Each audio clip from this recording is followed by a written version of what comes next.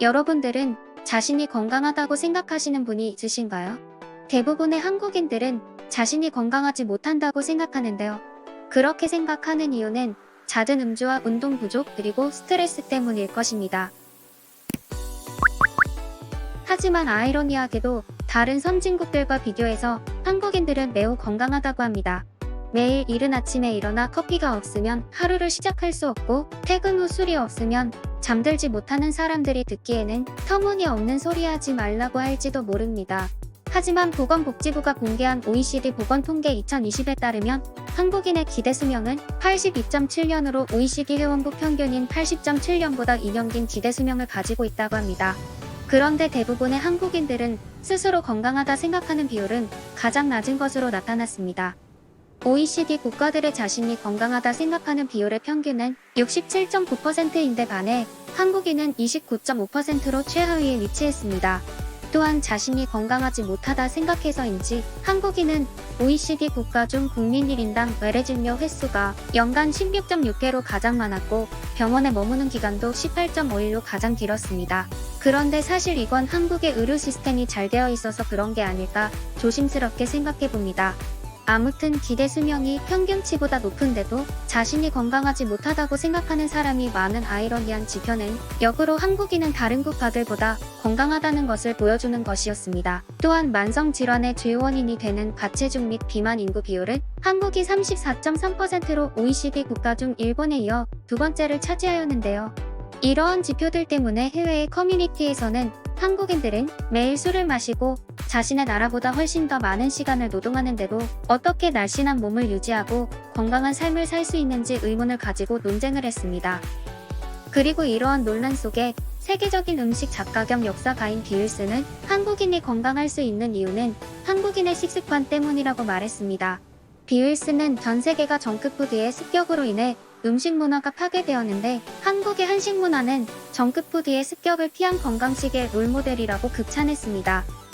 그리고 비일스는 자신의 신작 서적인 식사에 대한 생각에서 현대인은 너무 많이 먹게 되었지만 영양은 부실하고 음식 때문에 많은 사람들이 성인병으로 죽음을 맞고 있는 현실을 조목조목 설명했습니다. 이어서 그녀는 현대인들은 가공식품을 훨씬 많이 섭취하면서 지방과 육류 그리고 설탕 섭취가 늘어났으며 식단과 관련된 만성질환이 생명을 위협하고 있다고 책에 서술했습니다. 그리고 윌스는 이 책에서 한국인처럼 먹기라는 챕터를 별도로 지정하면서 한국인의 식습관을 극찬했습니다. 윌스는 한국인처럼 먹기 챕터에서 정크푸드에서 채소 쪽으로 변화의 방향을 돌리는 것이 가능할까? 가능하다면 실제로 그런 사례가 있을까? 이 문제를 고민할 때 거듭 등장하는 국가가 하나 있는데 그 나라가 바로 한국이라고 말했습니다. 윌스는 인간의 식사 역사를 4단계로 나눠서 1단계 수렵채집기, 2단계 농경시대, 3단계 농업기술 발달기, 4단계 현대사회로 나눴습니다. 그러면서 세계 각국이 3단계에서 4단계로 넘어가면서 패스트푸드와 과한 육류, 정크푸드들의 섭취가 늘어났지만 한국만 유일하게 건강한 식사 패턴으로 커브를 꺾는 데 성공했다고 했습니다. 한국의 경제 발전 속도를 생각할 때 한국의 식단 역시 설탕과 지방, 그리고 포장식품의 비율이 높아져 비만을 유발하는 식단으로 순식간에 바뀌었을 것이라고 예상했지만 한국인들은 다른 나라에 비해 전통 식단을 훨씬 잘 유지하고 있다고 했습니다. 또 윌슨이 한국의 전통 식사가 건강한 식단인 이유는 다양한 채소의 사용이라고 말했습니다. 한국인은 채소를 단순히 몸에 좋은 것으로만 여기지 않고 맛있는 식재료로 여긴다. 그리고 충격적이게도 한국인들의 전통 음식은 채소의 종류가 300여 가지가 넘는다. 라고 말했습니다.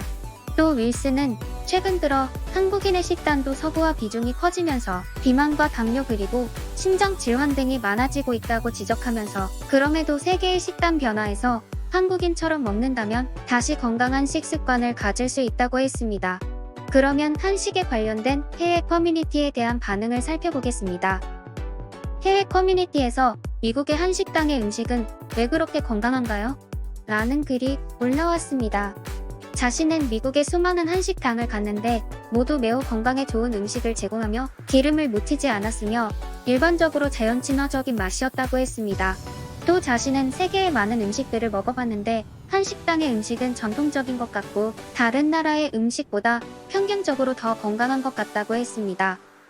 이에 수많은 해외 네티즌들이 뜨거운 관심을 보였습니다. 한식은 정말 건강한 음식이지. 설탕으로 가득한 현대의 음식과는 완전히 달라. 그리고 한국 식당에 가면 메인 메뉴를 시키면 여러 가지 채소들을 준다. 그 채소들은 식전 음식이 아니라 메인 음식과 함께 곁들여 먹는데 채소들의 종류가 너무나도 다양해서 마치 코스 요리를 먹는 기분이야. 놀라운 것은 채소들을 다 먹으면 계속해서 준다. 그것도 무료로. 한국 음식은 대부분의 다른 음식에 비해 건강한 편입니다. 그들의 음식의 대부분은 기름을 사용하지 않고 기름을 사용한다고 해도 몸에 좋은 참기름을 사용한다. 또한 많은 육류의 요리들이 있지만 대부분의 고기 요리에도 수많은 채소가 들어가기 때문에 건강한 밸런스가 유지된다. 김치 때문에 건강하다고 느끼는 게 아닐까. 김치는 뱃살을 줄여준다고 했다. 또 연구진들은 장내 세균이 비만에 영향을 미친다는 것을 발견했다고 합니다. 김치와 같은 발효식품은 소화 시스템에 새로운 박테리아를 추가해줍니다. 한국에서 몇 년간 살았었는데 요즘의 한국인들도 거의 건강하지 못한 식단으로 먹고 있다. 한국에 살 때 내가 한국인들보다 더 한식을 먹었던 것 같아. 많은 한국인들은 피자와 치킨을 좋아하지만 나는 된장찌개와 비빔밥 그리고 나물이 더 좋았다. 한식의 대부분이 미국의 음식들보다 소금이나 설탕이 덜 들어가서 그런 게 아닐까. 나는 한식을 먹을 때마다 싱겁다는 느낌을 받았다. 많은 외국인들도 한식이 건강한 음식이라고 생각하는 것 같습니다. 저도 세계적인 음식 작가인 비윌슨의 말에 동의하는 편입니다. 요즘은 패스트푸드가 대중화됐지만 그래도 아직 많은 한국인들은 서양식 음식보다는 한식을 더 즐긴다고 생각합니다.